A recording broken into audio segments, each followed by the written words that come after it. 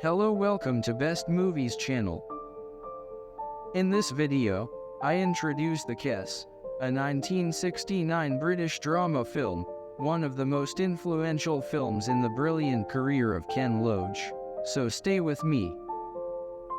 Kiss is a 1969 British drama film directed by Ken Loach and produced by Tony Garnett, based on the 1968 novel A Kestrel for a Knave by Dutch-born author Barry Hines.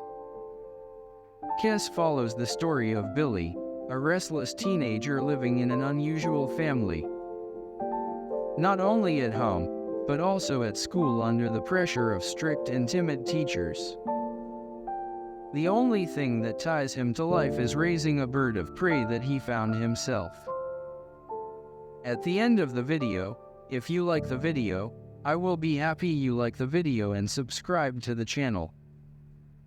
The film has been much praised, especially for the performance of the teenage David Bradley, who had never acted before, in the lead role, and for Loach's compassionate treatment of his working-class subject. It remains a biting indictment of the British education system of the time as well as of the limited career options then available to lower-class, unskilled workers in regional Britain. It was ranked 7th in the British Film Institute's top 10 British films. This was Loach's second feature film for cinema release. 15-year-old Billy Casper, growing up in the late 1960s in a poor South Yorkshire community dominated by the local coal mining industry, has little hope in life. He is picked on, both at home by his physically and verbally abusive older half-brother, Judd, who works at the mine, and at school by his schoolmates and abusive teachers. Although he insists that his earlier petty criminal behavior is behind him, he occasionally steals eggs and milk from milk floats. He has difficulty paying attention in school and is often provoked into tussles with classmates. Billy's father left the family some time ago, and his mother refers to him at one point, while somberly speaking to her friends about her children and their chances in life, as a hopeless case. Billy is due to leave school soon, as an Easter leaver, without taking any public examinations and therefore no qualifications. Judd states early in the film that he expects Billy will shortly be joining him at work in the mine, whereas Billy says that he does not know what job he will do, but also says nothing would make him work in the mine. One day, Billy takes a kestrel from a nest on a farm. His interest in learning falconry prompts him to steal a book on the subject from a second-hand bookshop. As he is underage and needs, but lies about the reasons he cannot obtain, adult authorization for a borrower's card from the public library. As the relationship between Billy and Kiss, the kestrel, improves during the training, so does Billy's outlook and horizons. For the first time in the film, Billy receives praise from his English teacher after delivering an impromptu talk about training Kiss. Judd leaves money and instructions for Billy to place a bet on 2 horses, but after consulting a punter, who tells him the horses are unlikely to win, Billy spends the money on fish and chips and intends to purchase meat for his bird. Instead, the butcher gives him scrap meat free of charge. The horses win. Outraged at losing a payout of more than £10, Judd takes revenge by killing Billy's kestrel. Grief-stricken, Billy retrieves the bird's broken body from the waste bin and shows it to Judd and his mother. After an argument, Billy buries the bird on the hillside overlooking the field where he had flown. The upbringing of a kestrel, a breed of falcon, for Billy is just the opposite of the upbringing he sees at school and at home. For example, unlike his dogmatic, strict, and unscrupulous teachers, he never trains a bird to dominate it. what they do both in the family and at school. The elders want to prevail on the innocent children with what they have in their minds, and in this way, they do not give up any blame and beating.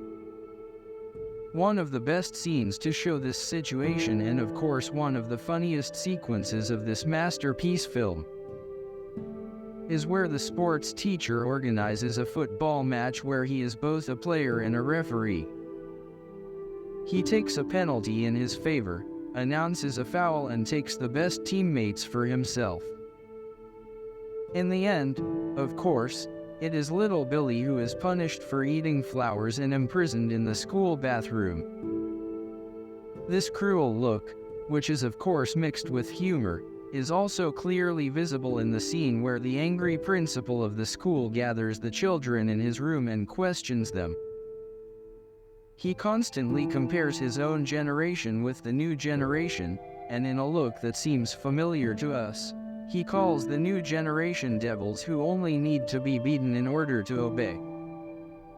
In this wonderful scene, with the amazing performances of the non-actors that Ken Loach is a master of using, the children make fun of the manager and his behavior and speech with secret laughter and show us that they have heard these words many times, and the manager has repeated the same sentences every time.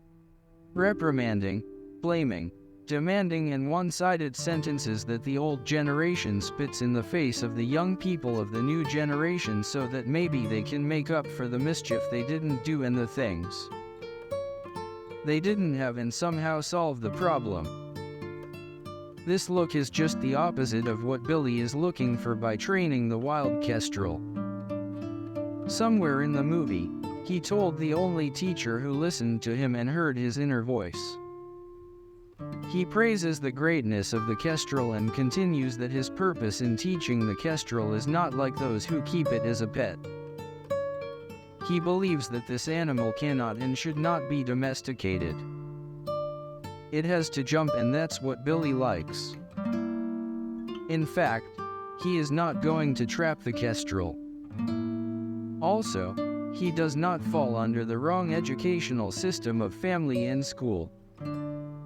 The mischievous face of David Bradley in the role of Billy shows an ambitious spirit.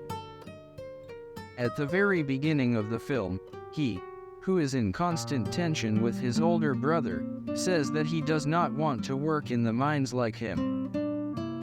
Although the older brother, who we find out throughout the film as if he is not his real brother and there is another story going on, insists that Billy must eventually come down to earth and work.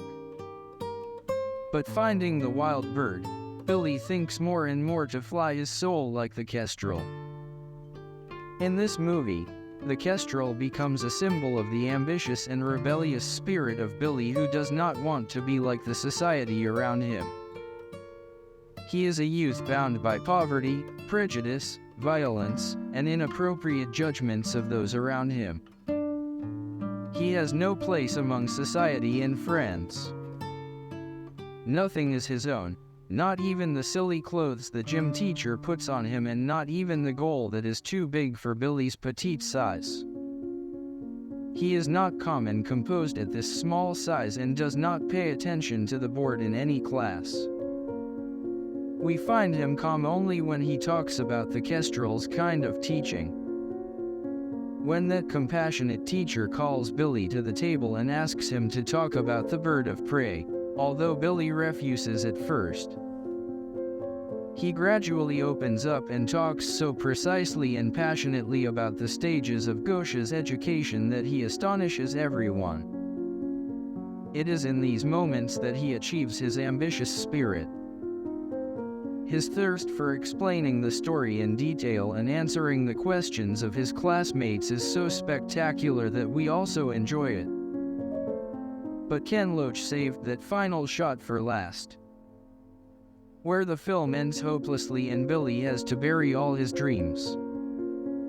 It's as if the words of the older brother, who told Billy at the beginning of the story about working in the mine, have come true now, a bitter end to a sweet and lovely movie. And finally, I hope you will see this movie completely and enjoy watching it. I would be happy if you could comment your opinion about this movie.